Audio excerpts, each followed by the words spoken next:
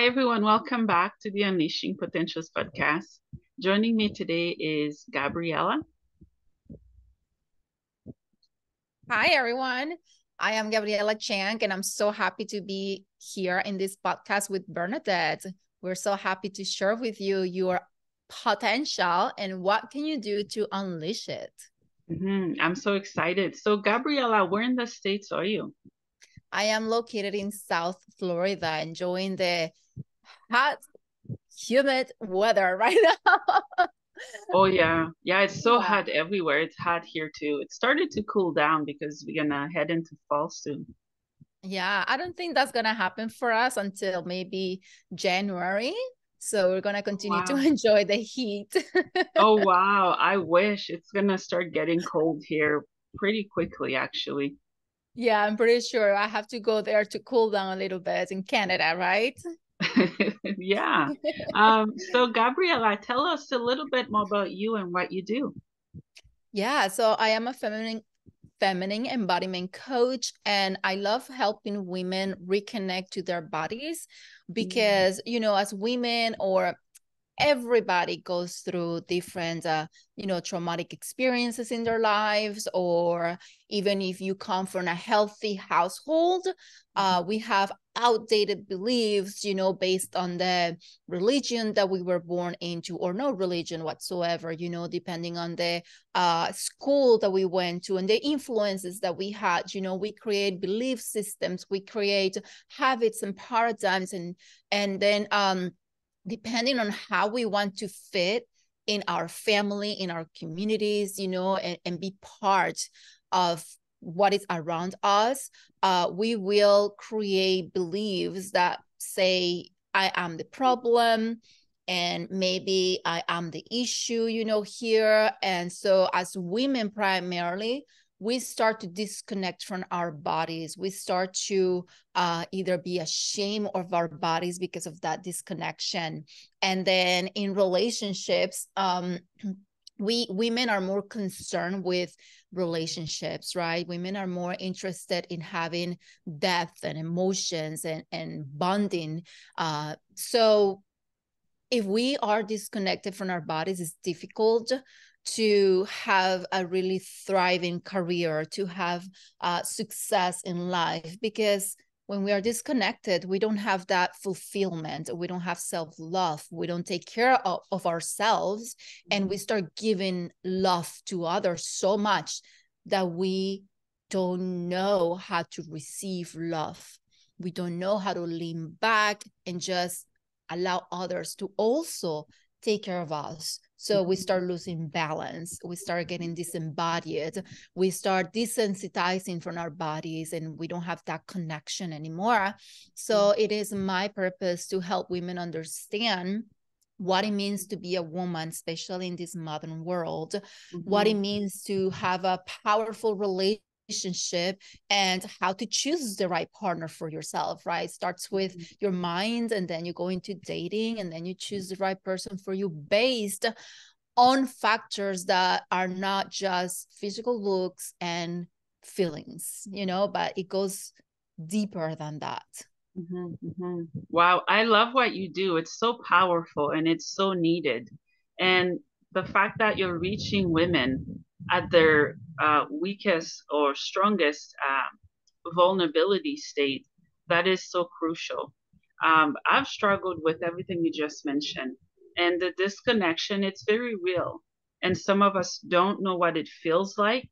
We don't know when it's healthy to disconnect or when it's unhealthy to disconnect. What are your thoughts on healthy connection and disconnections? Yes, absolutely. That is emotional intelligence. So I always encourage people, if you want to start the journey, then start learning about where you at in the emotional intelligence or EQ guiding scale, and where do you want to be? How do you see yourself as a woman? And then also find role models of goddesses and queens, but I mean women who are in that goddess queen energy that you want to also embrace for yourself, that you want to embody. So that way you can have a role model. Many times we are the way we are because we don't have the right role models in our lives, you know. So as women being suppressed for so many centuries, and now over the past, you know, 50 years, women are getting into this power. We have to learn how to harness that power, how to channel that power. You know, there's still so much work to do. And like you said, you know, disconnect or not disconnect. Well, the idea will be for you to be always connected to your body. Like there is no reason to disconnect. The only reason you want to disconnect from your body is if you are in a traumatic situation or you are in an environment that you need to disconnect so that you can pursue something higher.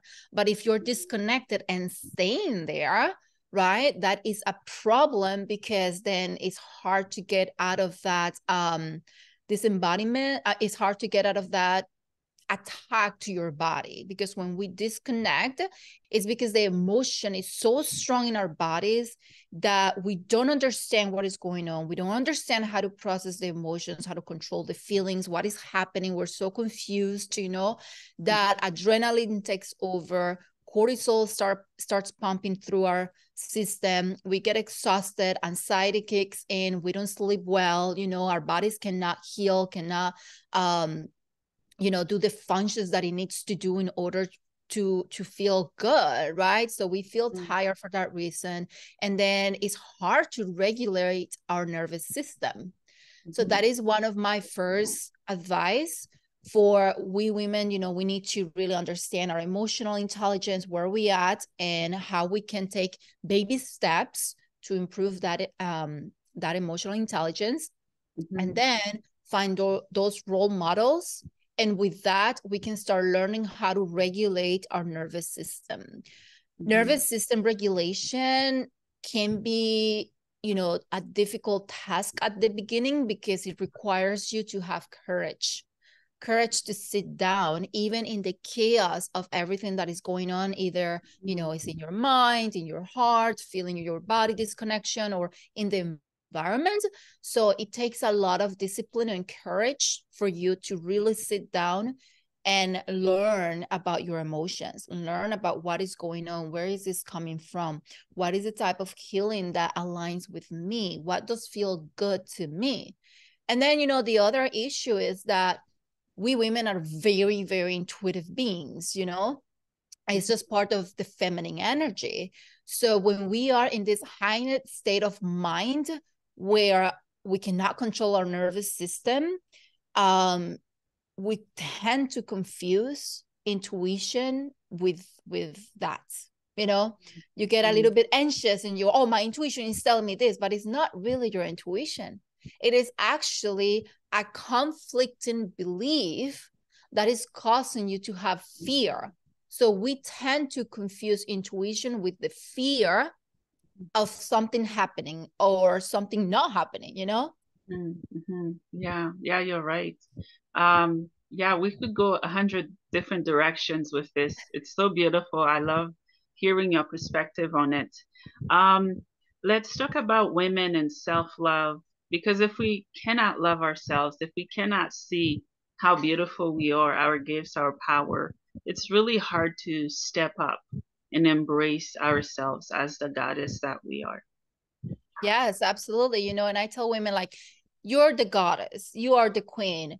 What do you do? Just picture this, right? What do you do when you are, you know, if you are a religious, spiritual person? I'm just going to say God in this sense, you know, so you understand the perspective, but whatever you believe in is totally respectful. So imagine God. What do people do to God? They bow to God, they praise to God, they, you know, adore God. So if you are a goddess, what is different from that? Now, are you allowing others to adore you, especially in the realm of relationships, right? Which is the perspective that I help women with, you know, I help them heal through the perspective of relationships. So if you are a woman and you like men, you know, you are interested in masculine men, are you allowing them to adore you? Are you allowing men to pursue you like we pursue God, to pursue that connection the same way that we pursuing our connection with that is higher or greater, or the universe, you know? And if we see it in that perspective, you know, goddess, well, as a goddess, you want your equal, right? But many times we don't really observe if the man we like after 1 or 2 dates, we don't take the time to slow down and see if he is my equal. If I am a goddess, well, what do I want, right? But there is a lot of conditioning. There is a lot of indoctrination that we have to work through, right? Because I feel that it's unfair to call women goddesses and then say men are not, right? Just because we have the indoctrination of what God means for so many people, you know? So there's a lot of clearance that we have to do. And then self-love, what I find difficult with self-love is that from indoctrination, you know, and cultural beliefs and things like that, we have believed for centuries that self-sacrificing is the way to love others, to give others, you know, and that's some of the teachings from Jesus in this case. I'm a spiritual person, not religious. However, these are some of the things, right, that people can understand. Self-sacrificing doesn't mean kill yourself, doesn't mean torture yourself, hate on yourself, criticize yourself, judge yourself. Self-sacrificing means be considerate with others, right? Notice how others are feeling, and then also consider your own feelings, right? See others in you and see yourself in others. That is more of a self-sacrifice. So I feel that we have to redefine and reframe what self-sacrificing mean as well self-love. Because I see people, you know, when they're confused and they haven't done the inner work, they tend to confuse self-love with now being a narcissist, with now not considering other people's, you know, feelings and thoughts, and not being aware on how they are making other people feel. And that is important to know, because the level of self-love that you have for yourself and how much you're able to give and lean back to receive, then that's when you are in balance. But when you cannot lean back and just receive and just observe, you know, like a goddess, just observe what is happening around you, and you are instead making demands, complaining, judging, criticizing others, well, that is not self-love, because we cannot give love when we're not loving ourselves. There is not enough within you to give. There is no abundance in your heart. Yeah, you're right. Let's connect self-love, feeling worthy with ancestral trauma and how we were brought up, because maybe to someone as a little girl, they grew up in a family where they had to shut themselves off to please their parents, to just have a certain standards to meet. And what happens when they grow up into womanhood and adulthood, they don't know how to really tap into their beauty, especially in the world we live in. I'm telling you, there's Botox and all the fake stuff. And if we're not careful, society can define what beauty means to us, when really we know in our core and soul what beauty means to us. You know, that is good that you brought that up, because a lot of things are happening and, you know, going through my mind right now. But what the beauty industry, right, who are thirsty for money, like many people are, and that put the, you know, money as their priority, that is obviously a huge problem, but it's also an individual problem that we each one are responsible to learning how to tackle. Now, the beauty industry wants to, because they don't understand these things and it's been led mainly by men.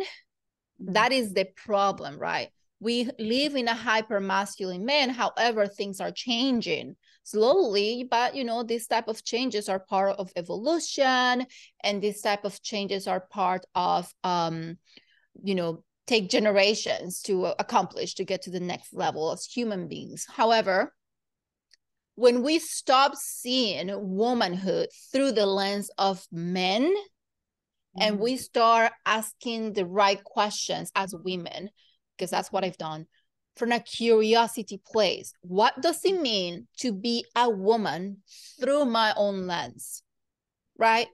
Is beauty defined by the compliments I get from men? Is beauty defined by what I see on billboards, right? Which is superficial. Sure, you know, people can have beautiful faces. You're gorgeous. I'm gorgeous, right? Lots of people are gorgeous. But there are also people who don't have inner beauty. And that is, right, what is happening with the beauty industry, where people don't know what inner beauty truly is. And because inner beauty doesn't make them money, they're not going to teach you that. They're not going to tell you that. They're not stupid. They're here for business, right?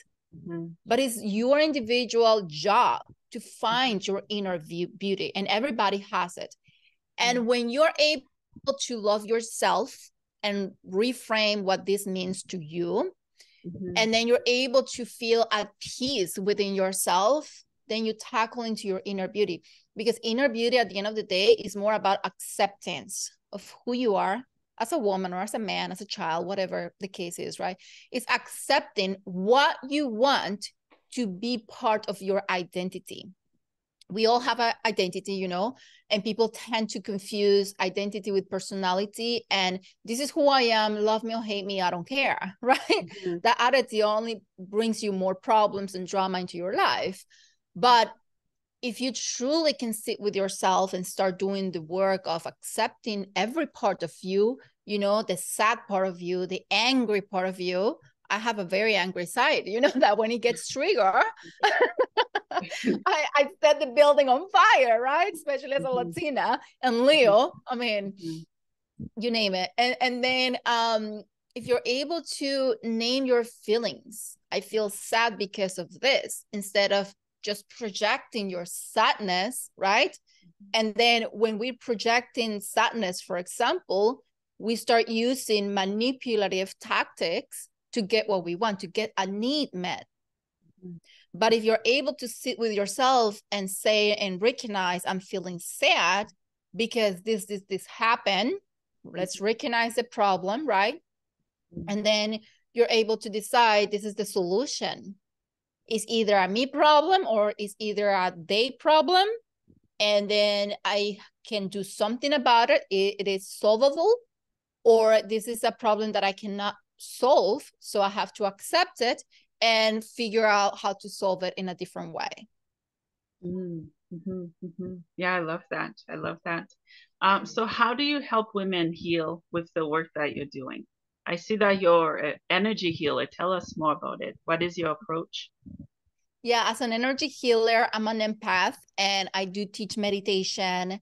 I do help in understanding how their energies impact the world around them, their situations. We are co-creators.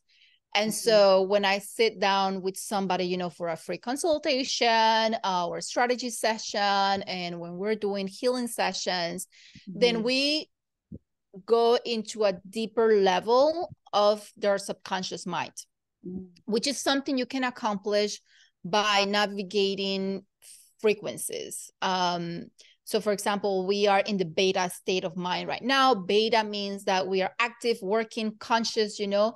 We are mostly, the majority of people are mostly working consciously on a 5% of their conscious. And then all of their actions, their body language, and everything else that they do, the way they speak, their tone of voice, their energy, is 95% subconscious.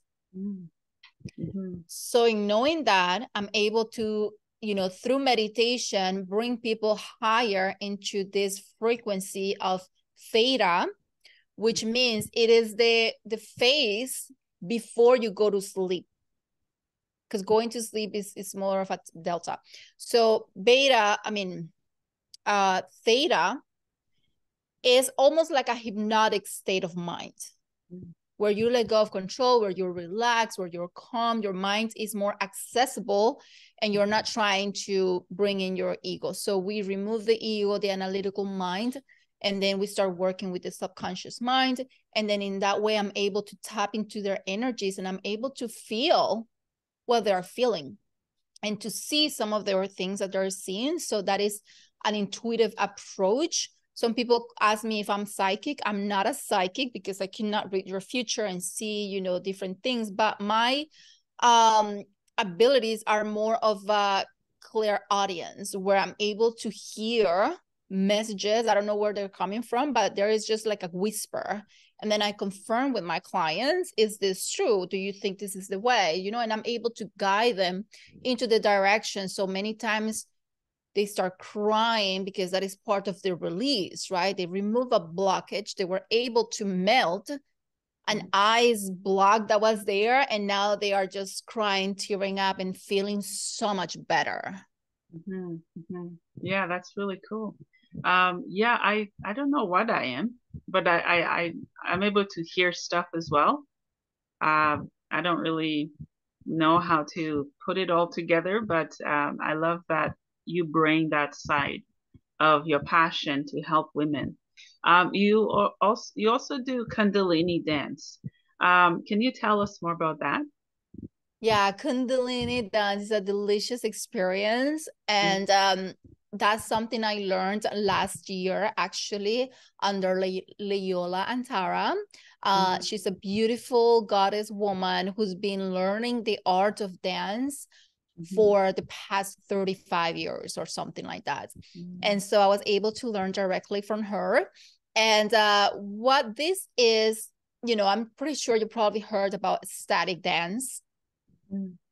It is happening more and more in the spiritual community. So more people are doing static dance, where, you know, where you could just go dance and move your body. So I've been learning spirituality for over 13 years now, and I was under the guidance of male teachers. And but I had so many questions as a woman, you know. I had so many questions, and even though they had read it somewhere or somebody passed this information to them and they were able to answer some of my questions, they could not relate to my problems as a woman, to the way I was feeling, you know. And the advice that I was getting is just do it this way, process it this way, sit down and meditate, you know. But the advice that comes from men who are leading, the majority of our spiritual or world leaders are male, of course, is that they don't know how to guide women. Truly, honestly, they don't. They can to a degree, but not at a deeper level. So that was what I was looking for, that deeper level of guidance from a woman. So I started looking for that goddess who will teach me these things, you know. So Kundalini dance is an experience where women are able to tap into their subconscious mind through dance. We do somatic practices, which basically somatic means soma, the body, and you're able to feel where in your body is the energy stuck. And then through that, you start releasing memories, you start releasing whatever is there, because the body holds on to that energy, emotional energy. So we have to release that. And I just facilitate these dances. Women are able to come here, you know, so we do breath work as we're dancing. We jump, we release, we move the energy, because that is feminine. Yoga, as you know it, sitting down, focusing your mind in one point, and, you know, observing your thoughts, and just looking to connect with that, you know, higher, that is masculine. But when you ground yourself, when you connect to mother as well as with father, then you're more in balance with the masculine and the feminine. So you're more in balance. So that's something that we do in the dance. Let's connect with the father, let's connect with the mother, and let's have that inner sacred marriage. The inner sacred marriage of the feminine and the masculine, of the mother, the father, you know, of mother nature and heaven or universe or whatever you want to call it. Let's bring in both into us. So now we are truly plugged into source. And once you're able to feel that connection, your abandonment issues start to melt away. Your rejection issues really aren't as big as they used to be. You don't feel that separation because we heal that separation, and then you're able to feel safe in your body, you know. And that's the other thing, as women, we need to heal our wombs. In our wombs, we store a lot of negativity, and every month whatever we are not giving birth to, then we are releasing. That's why women have periods, not just for the purpose of childbirth, you know, or carrying babies or making babies, but also because the feminine processes the emotional baggage, if you may, or you know, we process all of the negativity of the world and we really transmute it. So when I'm able to see it that way, that I have the power to take in all of these emotions through my body and process them and release them and transmute them into light, then that is what I see as the purpose of me as a woman. And that's my aim with every relationship that I have, with every connection that I come in contact with, to process that emotion. So for those of us who are empaths, if you can, instead of trying to fix people, instead of, you know, trying to tell people what to do with their emotions, if you instead take in all of that with the breath, and then process it through your body and find it where in your body you're feeling that, and then you transmute that, you will see so much transformation around you, so much peace around you, and you'll be able to find your joy, you know. But that is not something that you want to start with necessarily. It's something that you arrive at later on when you have transmuted your own trauma, your own pain, when you have awakened yourself to claim your goddess energy. Yeah, I love that you bring that up, the period stuff you're talking about. It's funny because maybe the universe is speaking to me through you as well. Because I went to a local library in my community and I found a book. It's about vagina health and women's period, how it still is taboo, even though women have been shedding and giving birth for since the beginning of time, really. I'm so excited you bring that because it's something I want to talk about more with you. And also I wanted to create a separate episodes and find women who wants to talk more about that. How can women still stay empowered regardless of what society says about their cycles? Well, you know, I always like to say, well, what is society, right? I am society. Yeah. Yeah. Society is my judgment and criticism about things.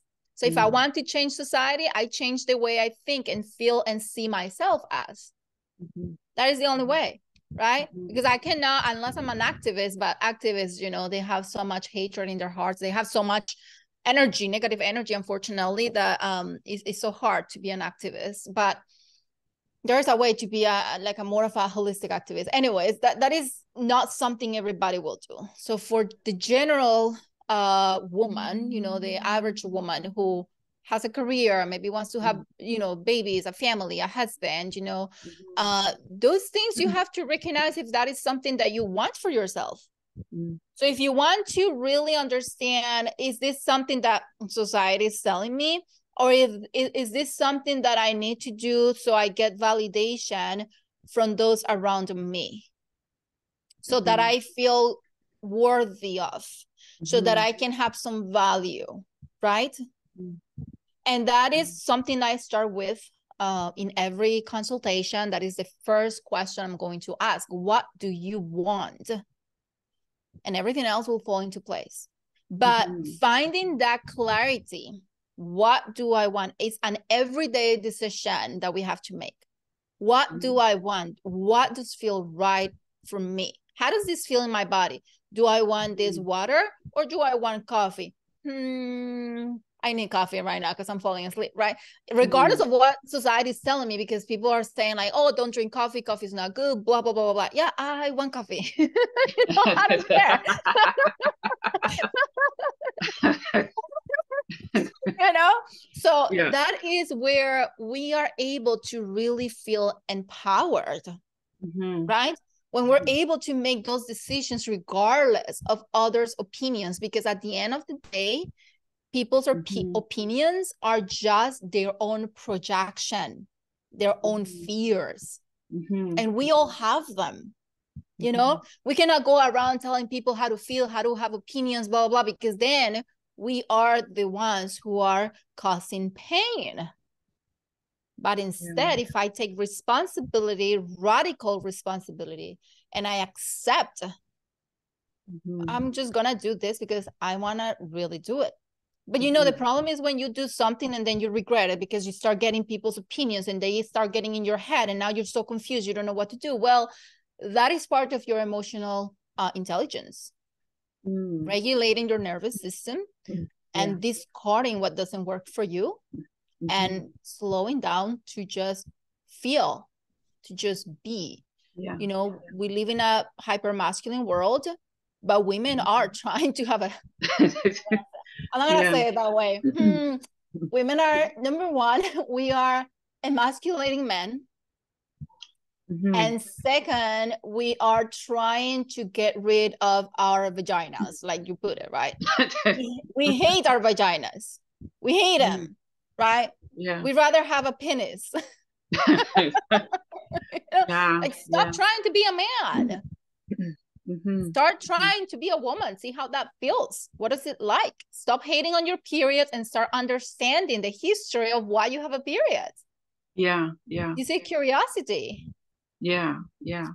I'm still curious because it's so painful for me and for other women. I never understand why women have to go through that pain every month.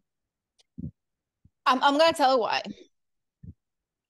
Periods and childbirth are not supposed to hurt, regardless of what the Bible or history says. Yeah. No, that is just painful. A way. They're not supposed to. And there are many stories about women who have given birth without any pain because they're able to access and activate their subconscious mind.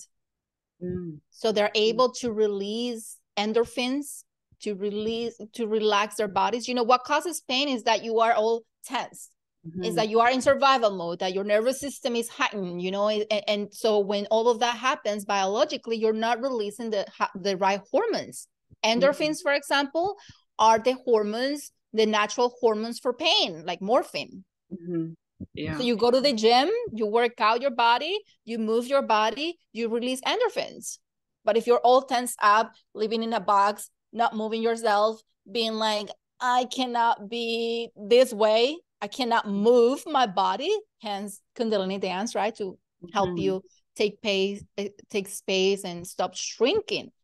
When you stop shrinking, your body expands. When your body expands, you can release what is not longer good for you anymore. So if you have heavy periods, if you have any issues with your periods at all, because there's so many, then you need to sit down during those days and slow down. You know, that is also the thing, that we women don't have that time because there are not many women in power and women who know this knowledge. So it is up to us women to learn this, to teach this to other women, and to start making changes in the systems, because the system was created by men for men. Now women are just tagging there, you know. So stop, pause for a moment, learn about your body, what does it mean, and stop pointing fingers. So if you're able to relax your body and do breathing techniques, then you bring in oxygen into your body, which is easier for your brain chemistry. And so you're not going to feel the pain, right? With your periods, it is a lot of emotional baggage. Because we women, when we have our periods, all of our channels open up. So whatever you have there that you haven't healed, that you haven't processed, that you haven't taken the time to feel, you're gonna feel it during your period. Ooh, that's a beautiful perspective of looking at it. Wow, wow, that's so beautiful. The way you share it. Thank you. You're welcome. You're also an author. Yes. Do you have some of the stuff that you've shared in your books or book? Is it one or more? So I written a book officially. That was before I became a coach and before I acquired all of this knowledge. You know, I just been very positive and self-help, spiritual kind of person for a long time. So I decided to write a book. I've written a few ebooks that, you know, people can access for free at my website. Like texting like a goddess, you know, texting men like a goddess if you're single. And then feminine dating rituals, you can get that from my website too. And also I have my course, the Magnetic Goddess Institute, where I teach all of these things in detail. It's a 9-module course. It's very in-depth of what it means to be a woman. My next book will be all about relationships from the perspective of you know, of a goddess, of a woman. So that will be coming up soon sometime. I'm still thinking when I'm going to start channeling or writing that book from my higher self and not my ego. And of course I'll let you know when that one is out. But yes. Yeah, please let me know. I struggle with relationships so badly, and I know I'm not alone to when it comes to that. I think it's going to be a really, really good book, and it's going Yeah. to help so many people, women Yeah. and men. Women and men. Yeah. Yeah. Speaking of women and men, do you ever get any negative inputs from people, you know, saying you just focus on women? Not negative necessarily. And this may be surprising for some of the ladies who, especially if you have any resentment towards men, this may help alleviate that. I actually get a lot of requests from men to share more about these things. So if you think that men don't want to do the work, let me tell you, they do. Yeah. Because we are getting into a higher emotional state of mind. You know, we are reaching a higher consciousness. And so women are not superior or inferior than men. We're just equal. It's just that women are more concerned about self-help and relationships because it's just part of the feminine, which is some of the things that I teach in my program. You know, the feminine and the masculine energies, the differences, and you have these energies within yourself. So which ones do you decide to lead with, which then it becomes part of the law of polarity and the yin and the yang, you know, the 80-20 rule and stuff like that. So me as a woman, I want to be someone who leads 80% of the time with my feminine energy because that's what feels right for me. However, given the world that I live in and the fact that I need to put food on my table, I have to live with more masculine energy at times than other times. So I have to find a balance. And that is true for every woman, unless you have somebody who's providing for you and then you have the freedom to create and give birth to projects and things. So that's a different story or a different topic that we can talk about more. Yeah, you answered my next question because I was going to ask about feminine and masculine energy. I didn't understand or know what it meant. I thought feminine energy is just for women and then masculine energy is just for male. That was my upbringing and outlook on it. Now I'm learning it can be both. It's not separate. Do you think it's ever disconnected from a person to have either or not have enough of both of them? So people, because of traumas, belief systems, you know, and a desire to belong, people have, how do I say this? People push or reject one side of their energy more than others. And so then they try to compensate with different coping mechanisms. So for example, the narcissist type, they are only narcissists because they suffered a lot, so much that they completely disconnected from your body. When you're disconnected from your body, you don't feel, right? you're more on autopilot, so you are like a narcissist because you don't have that. However, somebody who is deeply connected to their body and is not a narcissist, but still is not in their balanced energy, then they have a lot of shame. So you have the shameful person right here on one extreme, and then on the other extreme, you have the narcissist, right? So these two people are way out of balance, and men and women tend to show this differently in their lives because, number one, body differences, brain chemistry, biology, and also the way our brains are wired.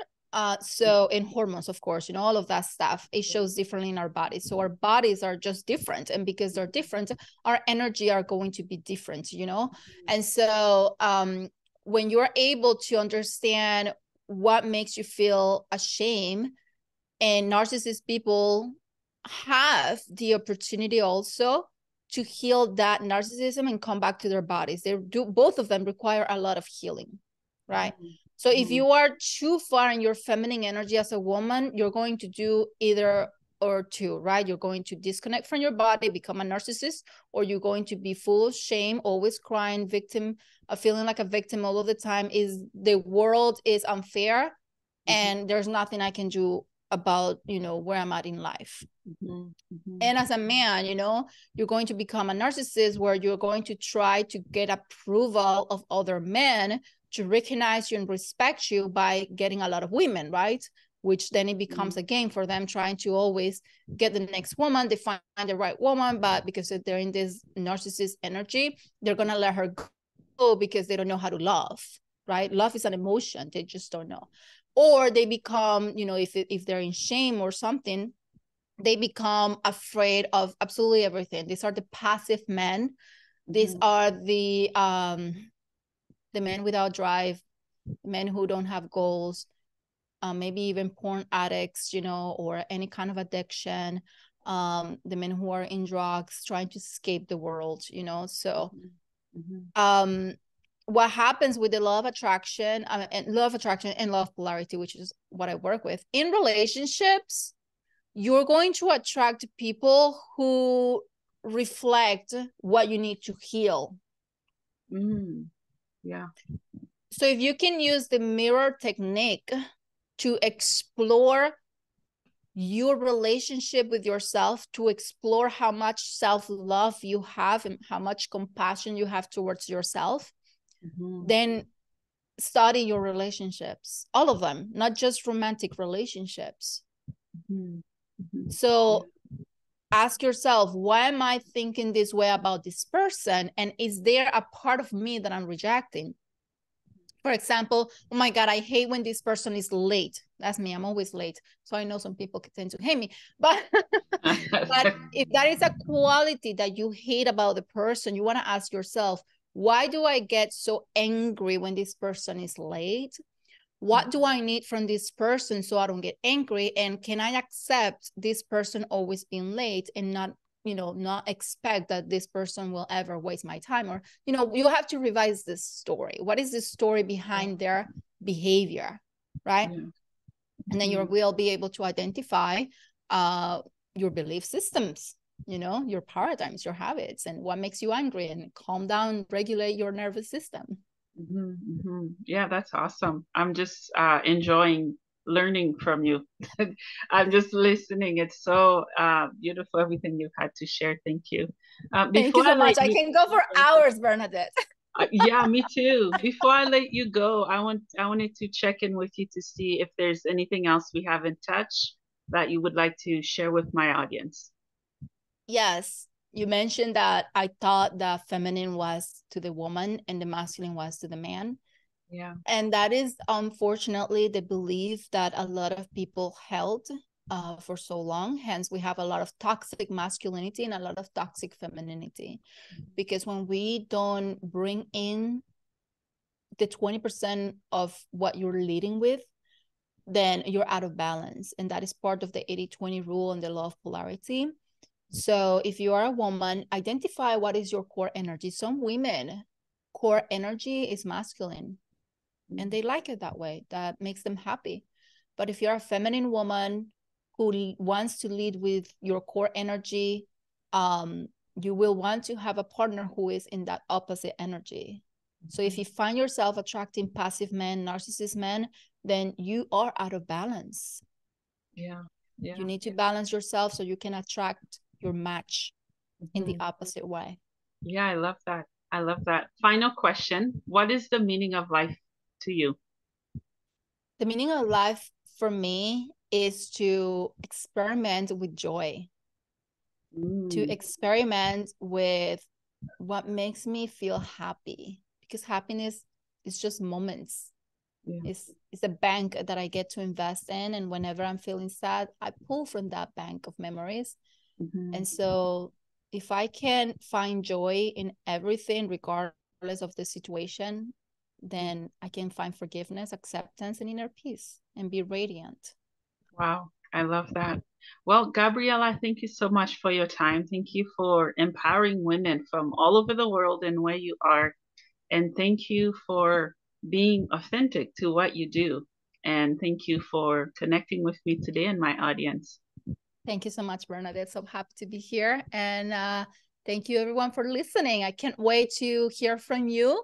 And if you would like to start your journey with me, you can go and get a free activation at lovegoddessactivation.com. And this is an 8-minute meditation to help you get out of that baby princess, a new term that I learned recently, and into your goddess energy. Yeah, that's awesome. Thank you so much, Gabriela. Thank you. Okay, bye.